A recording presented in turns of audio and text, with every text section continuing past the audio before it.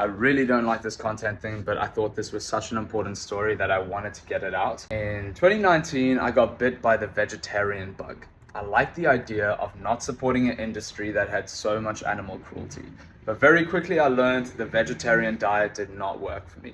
I was tired, I was weak, I was depressed, and so very quickly I jumped back onto the meat wagon. But I still wanted to do something that could maybe reduce meat consumption by 10%. You know, just providing a good protein source alternative that wasn't meat. And so I did some research, I looked at different plants and herbs, and eventually I stumbled onto mushrooms. Not just your typical button mushrooms that wither away when you fry them, but there are some incredible mushrooms that 99.9% of people have never tried. These mushrooms have high protein content and incredible textures that mimic meat so well. Like, I've given it to people and they genuinely didn't believe me when I told them that it was a mushroom and not chicken. And so this really blew my mind, and I did some research, and there's a reason why mushrooms haven't become mainstream, and that's because they don't make as good a product as meat. They have a short shelf life, they're really difficult to mass produce, and so they never took off in the mainstream grocery chains. So I set off on a mission to try and get these mushrooms into households around the country so that people can at least see that there are incredible alternatives to meat. And I'm not doing this to, be the vegan guy who's telling everyone to go vegan and stop eating meat. All I'm saying is it's good to have a protein alternative that tastes just as good as meat, that maybe allows you to reduce your meat consumption by 10%.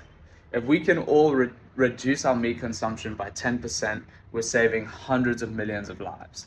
And so I set off on a mission to start a mushroom farm so that I could supply these incredible mushrooms to the people. But very quickly, our mushroom farm collapsed due to load shedding. After that, we had contamination issues because our production wasn't perfect. And so I realized the mushroom industry was extremely difficult. And so I still persevered somehow. I don't know how I did it, but after doing a bit of research, I realized something. Mushrooms have a short shelf life and can't be transported very well, and that's why they never took off. But the grow block that mushrooms are grown from can be stored for up to 6 months. They can be shipped around the country, and all I needed to do was to educate the customer on how they can grow them at home. And so we developed a mini mushroom farm that is essentially a humidifier and a humidity chamber that you'll put your mushroom grow blocks in, cut an X on the front, and when the environment is sufficient, your mushrooms will start to grow. And what's really cool with this method of selling the grow blocks, we can now give people access to mushrooms they'll never find in the store, such as lion's mane.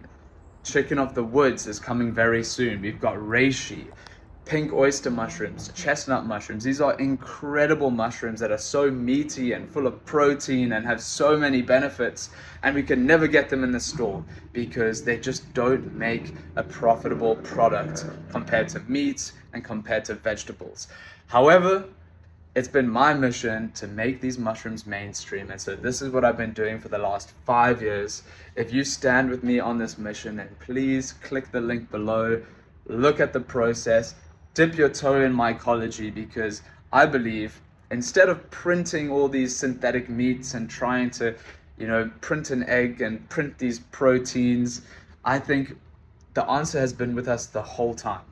Fungi are the oldest kingdom that has ever existed on Earth. There is so much wisdom and evolution with these organisms, and I think if we can just teach people to grow and harvest their own mushrooms at home, we could really make a giant impact in the meat industry. So that's it from me. My name's Alec. I hope you enjoyed this video, and I'll see you in the next one.